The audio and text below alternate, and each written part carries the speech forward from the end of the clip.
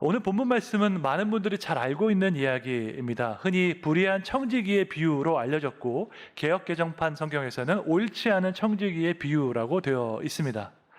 이 이야기의 플롯은 간단합니다. 어떤 부자의 재산을 맡은 청지기가 있었습니다. 고대 사회의 청지기는 종과는 다른 신분이었습니다. 종에게는 아무런 자유가 없었지만 청지기는 주인의 재산을 관리하는 그 자유와 책임이 있었습니다. 주인을 대신해서 재산을 처분할 수 있는 그런 권한까지 위임을 받은 사람이 청지기였습니다. 오늘날로 치면 재무관리자에 해당하는 그러한 직책일 것입니다. 그런데 이 청지기가 주인의 재산을 낭비하고 자신의 이익을 위해서 사적으로 유용했습니다. 이 사실이 주인에게 알려졌고 화가 난 주인이 조치를 취하기 위해서 청지기를 불렀습니다. 이제 그는 자신이 저지른 그 일에 대한 그 대가를 치르게 된 것입니다. 여러분, 우리가 다른 사람에 대해서 다른 사람을 잠시 동안은 속일 수 있을지 모르겠지만 오랫동안 아주 영원히 사람을 속일 수는 없습니다. 내가 했던 그 모든 행동은 나를 따라오게 되어 있고 그것이 나의 평판이 됩니다. 물론 모든 평판이 다 옳다고 단정할 수는 없을 것입니다. 실제로는 좋은 사람인데 안 좋은 소문이 날 수도 있습니다. 하지만 많은 경우에 평판은 어느 정도의 타당성을 가지고 있습니다. 나의 평판을 잘 관리하는 가장 좋은 방법이 한 가지 있습니다. 그것은 다른 사람을 속이려고 하지 않는 것입니다. 왜냐하면 궁극적으로 우리가 다른 사람을 속일 수가 없기 때문입니다. 내가 했던 모든 행동, 내가 했던 모든 말은 언젠가는 다 알려질 것입니다. 이것을 기억하면서 살아가는 사람이 지혜로운 사람입니다. 이 이야기의 불의한 청지기의 그 부정직함은 주인에게 다 알려졌습니다. 그 결과 그는 그 일자리를 잃어버릴 위기에 처했습니다. 이제 다가오는 그 심판을 예견한 이 청지기는 고민하다가 한 가지 꾀를 냈습니다. 그것은 바로 주인에게 빚진 사람들에게 가서 그들의 빚을 감면해 주는 것이었습니다. 누가복음 16장 5절부터 7절까지 말씀 함께 읽겠습니다. 주인에게 빚진 자를 일일이 불러다가 먼저 온 자에게 이르되 내가 내 주인에게 얼마나 빚졌느냐 말하되 기름 100말이니이다. 이르되 여기 내 증서를 가지고 빨리 앉아 50이라 쓰라 하고 또 다른 이에게 이르되 너는 얼마나 빚졌느냐 이르되 밀 100석이니이다. 이르되 여기 내 증서를 가지고 80이라 쓰라 하였는지라. 아멘. 기름 100말의 빚을 50말로 감해 주었습니다. 또한 밀 100석의 빚을 80석으로 감해 주었습니다. 청지기에게는 그렇게 할 수 있는 권한이 있었습니다. 자신에게 있는 그 권한을 마지막으로 사용해서 빚을 감면해 준 것입니다. 왜 그랬을까요? 자신에게 다가오는 그 심판을 준비해야 했기 때문입니다. 일자리를 잃어버리고 아무것도 할 수 없는 그때에 나를 도와줄 사람이 필요했기 때문입니다. 물론 이 일은 자신의 유익을 위한 이기적인 행동이었습니다. 뿐만 아니라 주인의 재산에 손해를 끼친 악한 행동이기도 했습니다. 이 이야기를 듣고 있는 모든 사람들은 누구나 이 청지기 정말 나쁜 사람이구나 라고 생각을 할 것입니다. 그런데 이 이야기에 반전이 있습니다. 사실 예수님의 많은 비유에는 반전이 있습니다. 보통 사람이 생각하는 것과는 다른 결말이 있습니다. 그 반전을 통해서 예수님께서는 그분이 정말로 하시고 싶었던 그 핵심 메시지를 전하십니다. 따라서 예수님의 그 비유를 우리가 이해하기 위해서는 그 마지막 반전을 잘 이해하는 것이 중요합니다. 이 이야기의 반전은 이제 주인의 반응입니다. 그 주인의 재산을 낭비한 이 불의한 청지기가 주인에게 빚진 자들의 그 빚을 감면해 준 것을 들었습니다. 만약에 이제 우리가 이 이야기를 들었다면 당연히 화를 낼 것이고 그 청지기를 잡아다가 감옥으로 보낼 것입니다. 왜냐하면 주인의 재산에 추가적인 피해를 입혔기 때문입니다. 하지만 주인의 반응은 달랐습니다. 누가복음 16장 8절 말씀 함께 읽겠습니다. 주인이 이 옳지 않은 청지기가 이를 지혜 있게 하였으므로 칭찬하였으니 이 세대의 아들들이 자기 시대에 있어서는 빛의 아들들보다 더 지혜로움이니라. 아멘. 여러분은 이 주인의 칭찬에 대해서 어떻게 생각하십니까? 이 청지기가 한 행동은 분명히 옳지 않은 행동인데 주인은 왜 이것을 칭찬했을까요? 사실은 이 말씀은 예수님의 비유 중에서 가장 해석하기 어려운 비유입니다. 누군가를 돕기 위해서가 아니라 자기 유익을 위해서 주인의 재산에 손해를 끼쳤는데 정작 주인은 이 행동을 칭찬했습니다. 예수님께서 그렇다면 이 이야기를 하신 목적은 무엇이었을까요? 신학자들이 이 문제를 해결하기 위해서 여러 가지 해석을 제안했습니다. 첫 번째는 청지기가 감면해 준 것이 원금이 아니라 이자를 감면해 주신 것이다라고 해석한 것이 있습니다. 모세의 율법에 따르면 유대인들끼리 돈을 서로 빌리고 할 때에는 이자를 받지 못하게 되어 있습니다. 왜냐하면 가난한 사람들이 이자를 내기 위해서 정작 먹지 못하고 입지 못하는 것을 생각한 하나님의 배려였습니다. 그런데 예수님의 시대에 와서 이 율법에 대한 해석이 달라졌습니다. 먹을 것이 없는 가난한 자들에게는 이자를 받을 수 없지만 평범한 사람들, 일반 사람들에게는 이자를 받아도 된다라고 가르쳤습니다.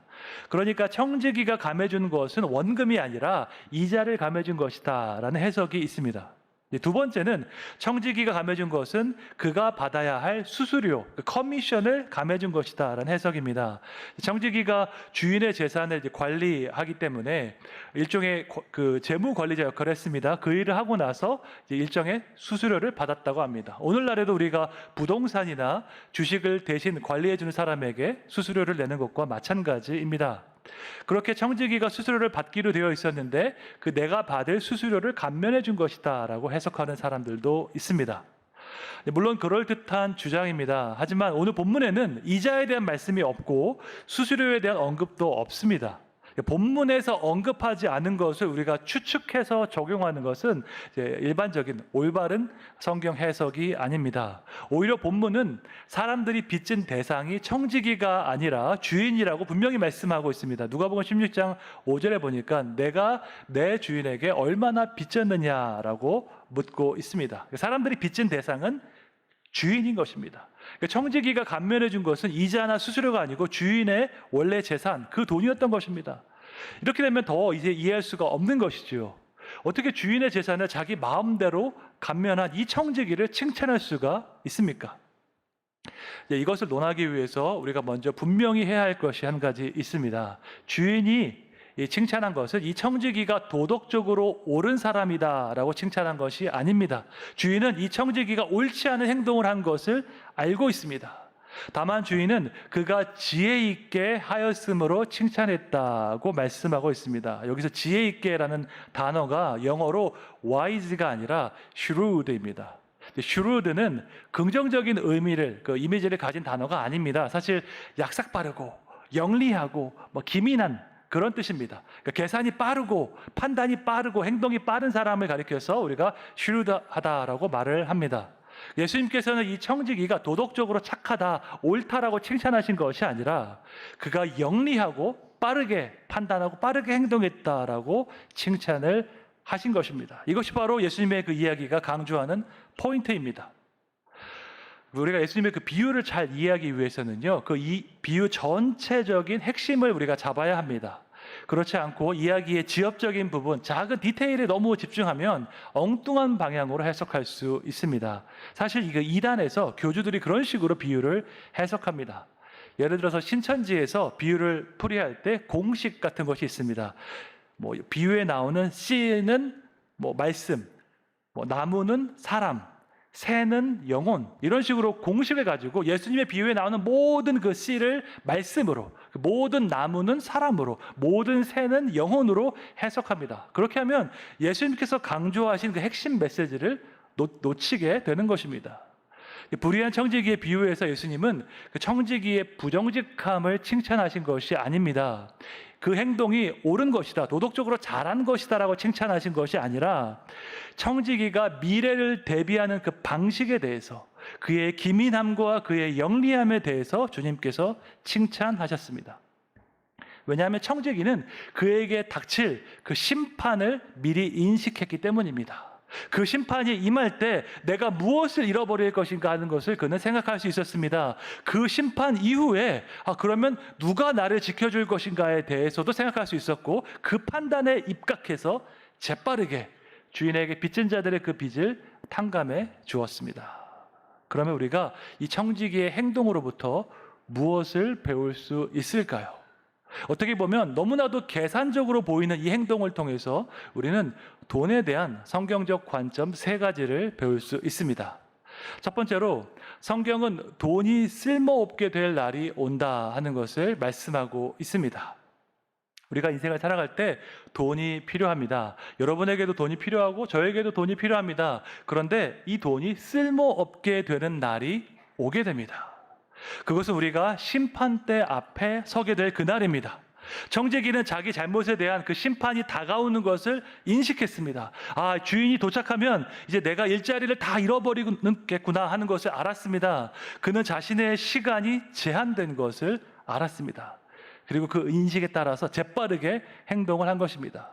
불의한 청지기의 비유에서 이 이야기에 대한 결론으로 예수님께서 이렇게 말씀하셨습니다. 누가복음 16장 9절 말씀 함께 읽겠습니다.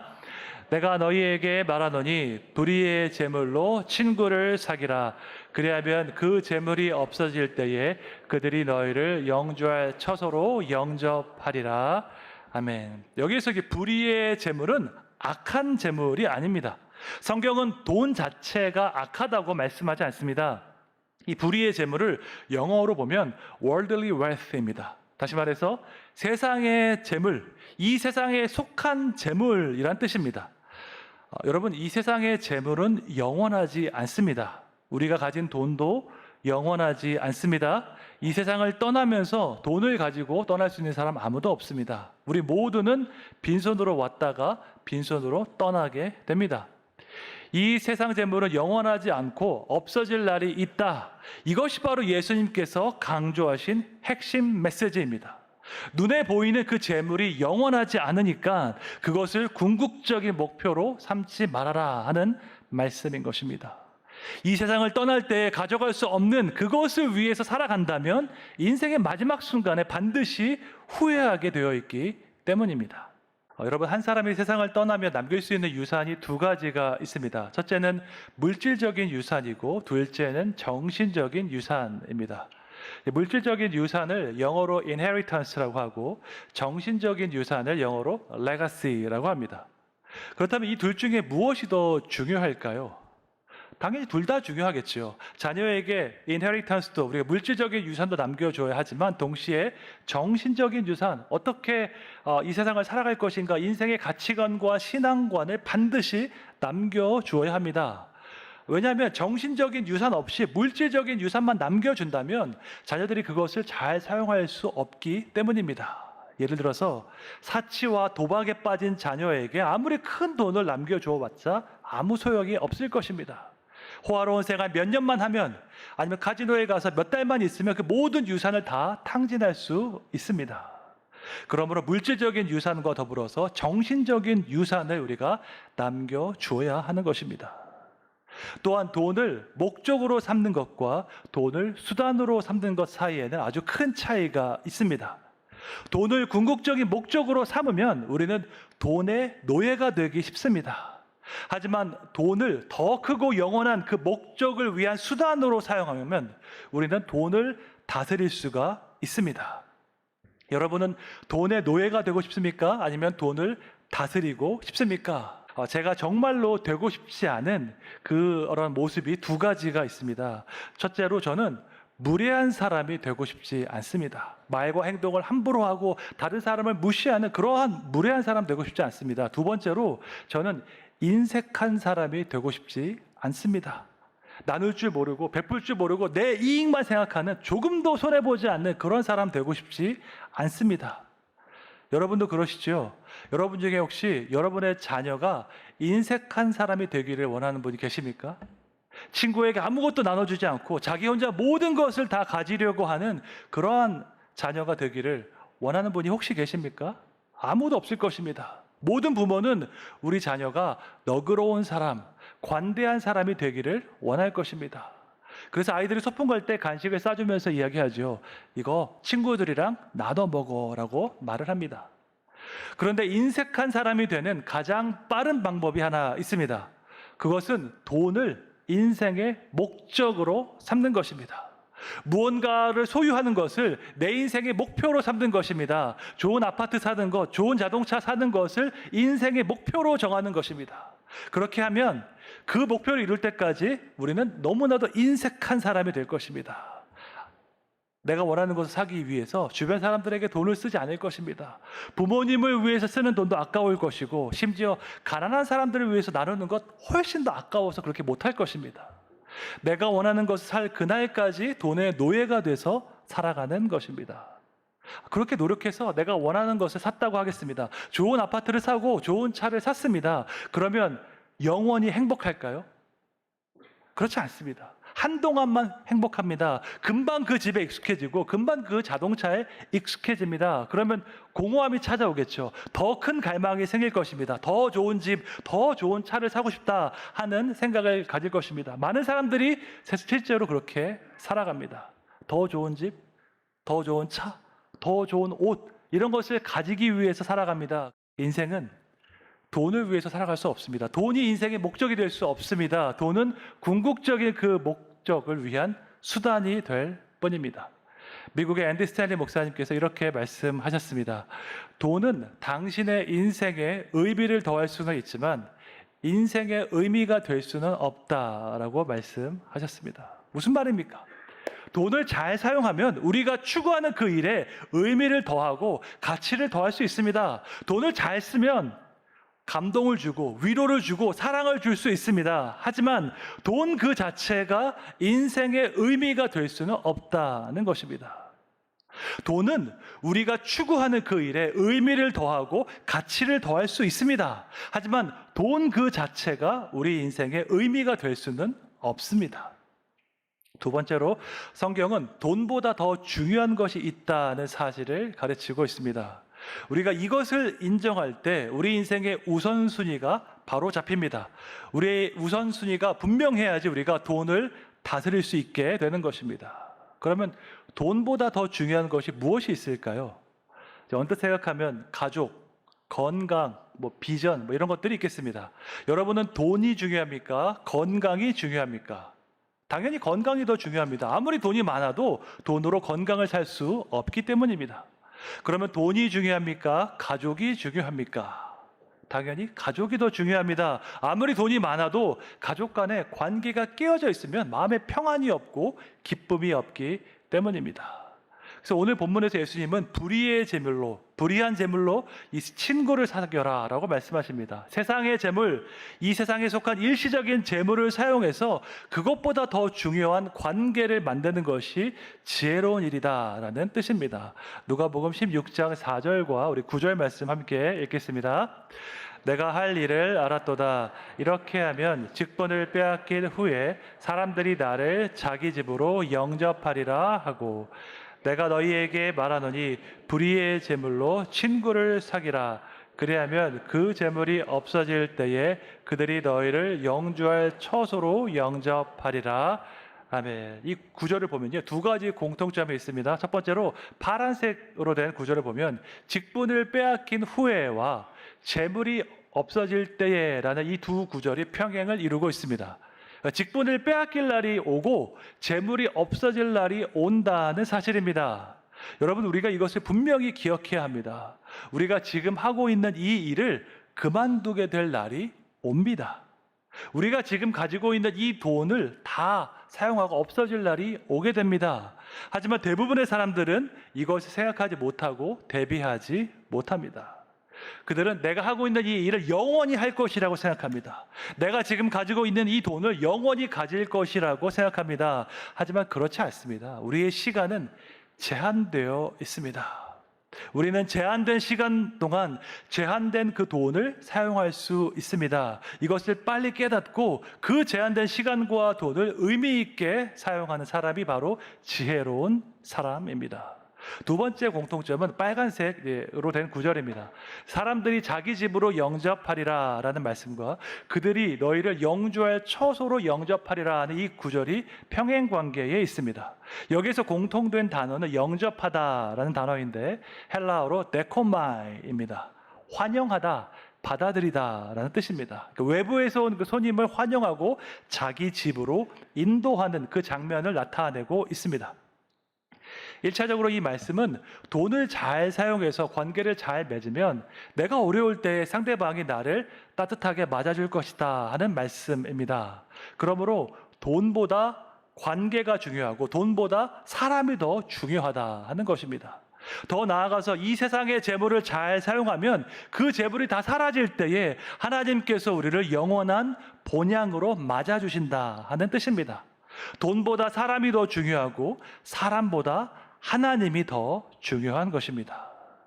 우리가 돈을 잘 사용해서 사람의 마음을 얻을 수 있다면 그것은 정말 지혜로운 일입니다. 하지만 그 적은 돈을 아끼려고 사람의 마음을 잃어버린다면 이것은 장기적으로 봤을 때 더 큰 손해입니다. 마찬가지입니다. 돈을 잘 사용해서 하나님을 기쁘시게 하면 이것이야말로 가장 지혜로운 일입니다. 하지만 그 돈의 유혹에 빠져서 하나님보다 돈을 선택한다면 영원한 관점에서 봤을 때 너무나도 큰 손해일 것입니다. 불의한 이 청지기는 다가오는 심판을 바라보고 주인에게 빚진 자들에게 그 빚을 감면해 주었습니다. 그들과 관계를 잘 쌓아서 나중에 내가 어려울 때 심판당할 때 나를 좀 도와주세요라고 부탁한 것입니다. 심판을 예견하고 민첩하게 행동한 그 행동을 주님께서 칭찬하셨습니다. 하물며 우리에게는 그 청지기가 의지했던 그 사람들보다 훨씬 더 선하고 신실한 분이 계십니다. 그분은 우리를 사랑하시고 우리를 구원하시는 하나님이십니다. 그 하나님과 관계를 잘 쌓으면, 잘 맺으면 심판날에 온전한 구원을 받을 줄로 믿습니다.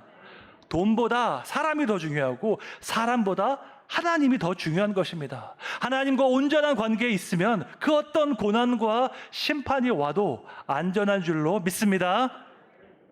마지막으로 성경은 돈에 대해서 자유할 때에 하나님에 대하여 부요할 수 있다는 사실을 강조합니다. 그러면 돈에 자유하다는 말은 어떤 뜻일까요? 불교에서 말하는 그 무소유를 실천하라는 뜻일까요? 그렇지 않습니다. 돈에 자유하다는 말에는 두 가지 의미가 있습니다. 첫째로 돈에 대한 욕심과 집착을 다 버리는 것입니다. 이것은 아마도 돈이 많은 사람들에게 해당되는 내용일 것입니다. 돈이 많으면은 어느 정도 만족할 것 같지만 사실 그렇지 않습니다. 돈이 많을수록 돈에 대한 그 욕심이 더 커질 수도 있기 때문입니다. 두 번째로 돈에 자유한 것은 돈에 대한 염려와 걱정을 버리는 것입니다.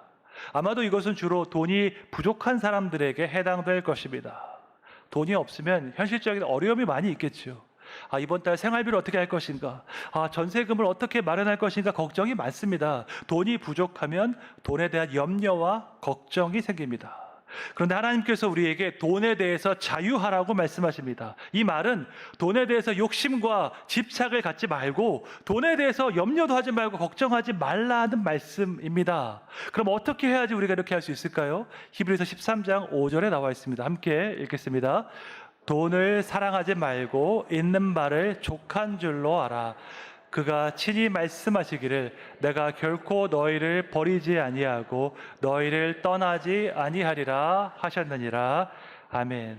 돈을 사랑하지 말고 있는 바를 족한 줄로 알라고 말씀하십니다. 또한 주님께서 말씀하시기를 내가 결코 너희를 떠나지도 않고 버리지도 않겠다라고 약속한 그 약속을 기억하고 그분 안에서 평안을 누리라고 말씀하고 있습니다. 물론 우리에게는 돈이 필요합니다. 하지만 돈을 1순위로 놓고 인생을 살아가면 우리가 돈의 노예가 될 수도 있습니다. 돈에 의해서 움직이는 사람이 있다면 더 큰 돈을 주는 그 사람에게 조종당할 수 있기 때문입니다. 돈을 사랑하지 말고 있는 바를 족한 줄로 알 때 우리는 돈에 대해서 자유할 수 있습니다. 돈에 자유한 사람은 하나님에 대하여 부요할 수 있습니다. 그렇다면 하나님에 대해 부여한 것은 어떤 의미일까요? 그것은 하나님을 기쁘시게 하는 것이 내 인생의 가장 중요한 동기가 되는 것입니다. 직업을 결정하고 직장을 결정하고 배우자를 결정할 때 가장 중요한 기준이 돈이 아니라 하나님을 기쁘시게 하는 것입니다. 내 인생에서 가장 소중한 그 보물이 하나님이심을 인정하는 것입니다. 세상 모든 것을 다 가져도 하나님이 없으면 아무 의미가 없다는 것을 고백하는 신앙입니다. 이런 인생을 사는 사람이 하나님에 대하여 부요한 사람입니다. 여러분 모두 충성되고 신실한 청지기가 되어서 하나님께 귀하게 쓰임 받으시기를 축원합니다.